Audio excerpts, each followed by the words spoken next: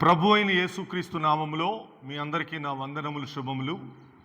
కొద్దిసేపు దేవుని యొక్క వాక్యంను ధ్యానం చేసుకున్నారండి. సామెతల గ్రంథము 15వ అధ్యాయము 24వ వచనం. సామెతలు 15వ అధ్యాయము 24వ వచనం. క్రిందనున్న పాతాళమును తప్పించుకొనవలెనని బుద్ధిమంతుడు పరమునకు పోవు జీవ మార్గమున నడుచుకొనును.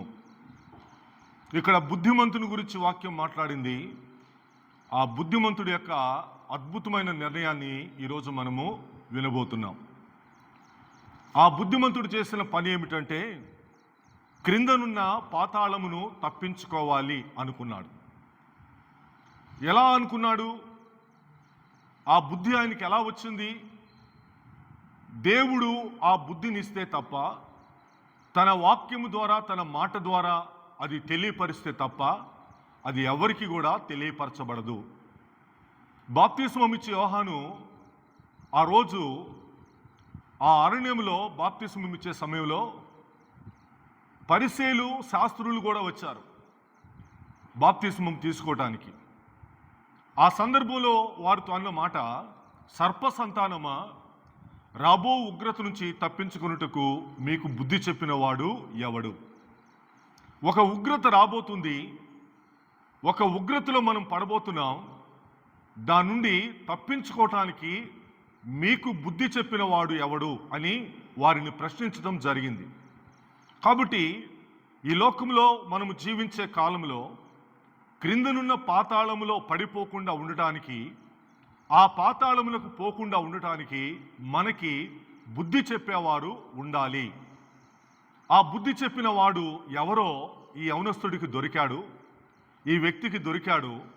ఇప్పుడు ఈయనకి బుద్ధి వచ్చింది. ఆ బుద్ధి ఆయనకు నేర్పించిన పాఠం ఏంటంటే క్రిందనున్న పాతాళమునకు దిగిపోకుండా ఆయన ఏం చేస్తున్నాడు? పరమునకు పోవు జీవ మార్గమున నడుచుకొనును. ఒక జీవ మార్గమును ఆయన ఎంచుకున్నాడు. ఒక జీవ మార్గములో ఆయన ఇప్పుడు నడుస్తున్నాడు. అది ఆయనను పరమునకు తీసుకొని పోతుంది.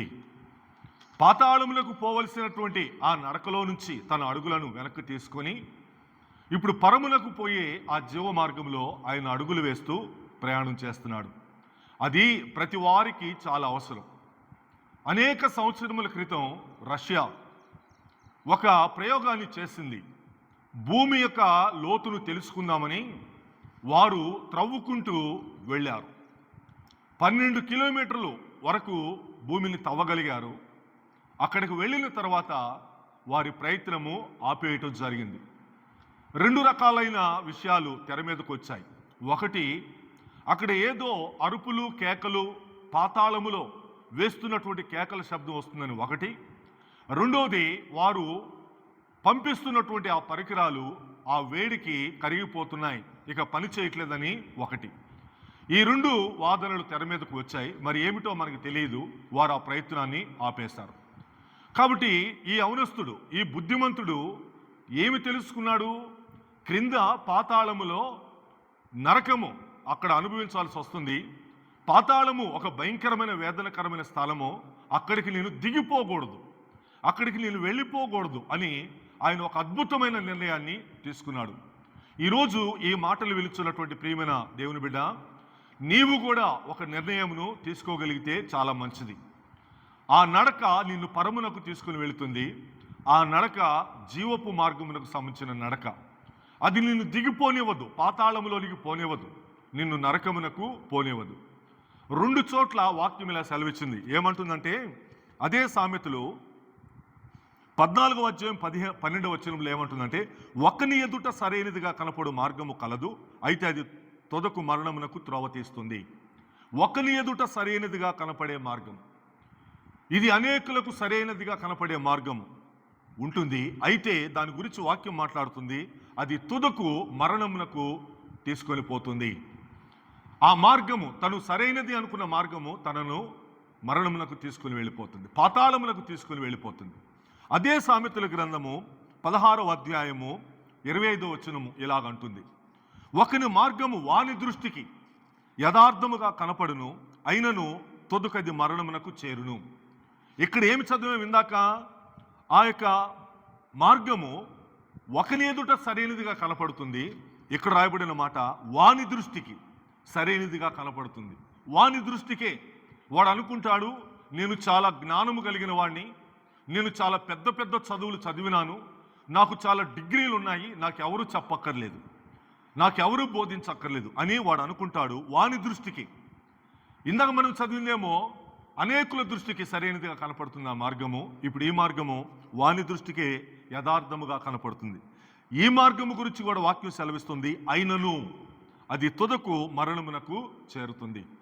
ఈరోజు ప్రియమైన సహోదరుడా సహోదరి, ఈ వాక్యములు, ఈ మాటలు విలుచున్నటువంటి నీవు, నీ మార్గము గురించి నువ్వేమనుకుంటున్నావు? నీ త్రోవను గురించి నువ్వేమనుకుంటున్నావు? అది నిన్ను ఎక్కడికి నడిపిస్తుంది అని నువ్వు అనుకుంటున్నావు? వాక్యం యొక్క వెలుగులో పరిశోధన చేసుకో. బుద్ధిమంతుడి యొక్క నిర్ణయం నువ్వు తీసుకోగలిగితే నీవు ధన్యుడవు, ధన్యురాలవు. ఒక మాట ఇక వాక్యంలో ఉంది, చూద్దాం రండి. 27వ అధ్యాయము, సామెతలు 27వ అధ్యాయము 12వ వచనం. బుద్ధిమంతుడు అపాయము వచ్చుట చూచి దాగును. బుద్ధిమంతుడు చేసే పని, ఒక అపాయం రాబోతుంది, ఒక ప్రమాదం రాబోతుంది, ఒక కీడు రాబోతుంది, దాన్ని చూచి వచ్చుట చూచి దాక్కుంటాడు. తను తాను కాపాడుకుంటాడు, తను తాను రక్షించుకుంటాడు, తన ప్రాణమును భద్రపరుచుకుంటాడు.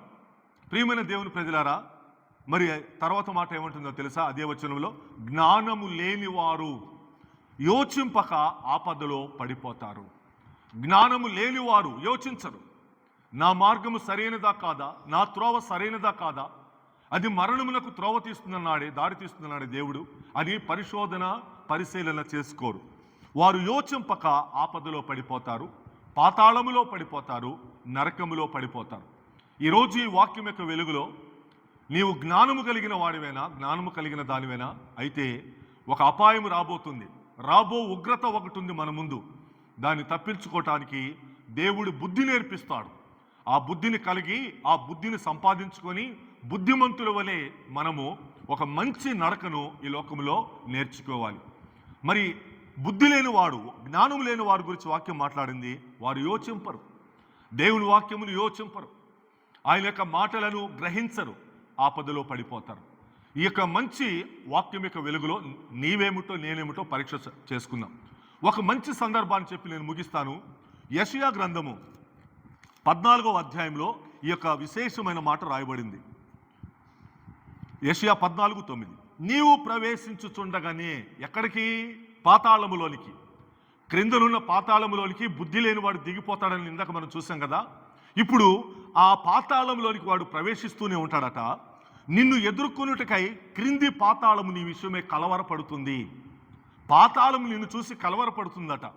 అయ్యో, ఈ బుద్ధి లేని వాడు ఇక్కడికి వస్తున్నాడే, అయ్యో ఈ జ్ఞానము లేని వాడు ఇక్కడికి వస్తున్నాడని చెప్పేసి పాతాళము నీవు లోపలికి దిగిపోతున్న విషయాన్ని చూసి నీ విషయమై కలవరపడుతుంది, భయపడుతుంది.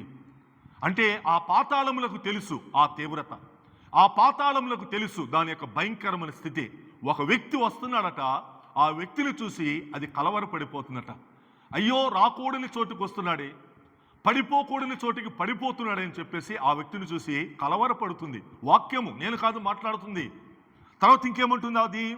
అది నిన్ను చూసి ప్రేతలను రేపుతుంది. అక్కడ ఎవరుంటారు? ప్రేతలు. సజీవులు ఉండరు కదా, అక్కడ ప్రేతలు ఉంటారు. వారిని లేపుతుందట. లేవండి లేవండి, మీ బోటి వాడు ఒకడు వస్తున్నాడు, మీలాంటి వాడు ఒకడు వస్తున్నాడు.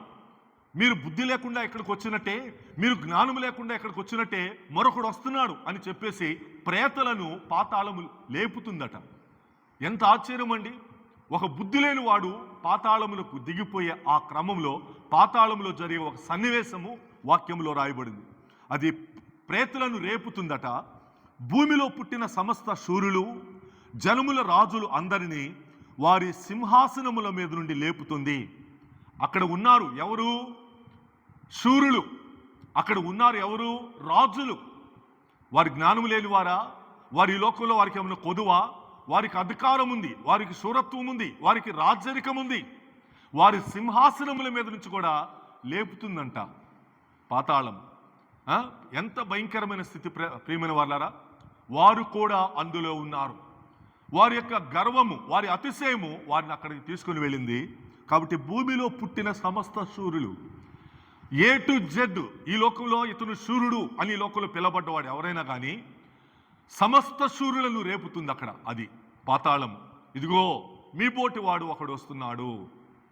శూరులు ఉన్నారు, జనముల రాజులు కూడా ఉన్నారట అక్కడ. జనముల రాజులు. కాబట్టి ఎవరైనా పాతాళ వశము కాకుండా తమను తాము తప్పించుకోలేరు. దాన్ని తప్పించగలిగిన వాడు ఒక్కడే, దేవుడు మాత్రమే. పరమునకు పోయే జీవ మార్గం దాన్ని దేవుడు తన కుమారుడు ద్వారా ఏర్పాటు చేశాడు. నీకు తెలుసా జీవ మార్గము? నీకు తెలుసా ఆ విలువైన స్థలము? వాడు బుద్ధిమంతుడట. ఆ నడకను నేర్చుకొని ఈ లోకములో నడుచుకుంటూ పోతాడట. అది జీవమునకు నడిపిస్తుంది వాణ్ణి, మరణమునకు నడిపించదు, పాతాళమునకు నడిపించదు.